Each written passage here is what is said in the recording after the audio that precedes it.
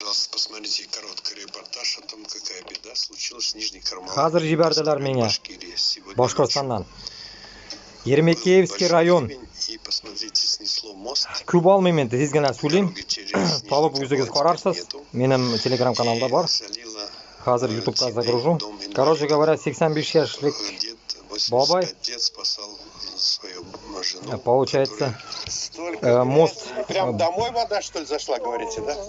ulgan, короче, и uyga kirgan endi. Mana uni qara qiz endi. Mana bularga endi nechikdir yordam berish kerak endi. Mana bunday hal. Xotining invalid ekan.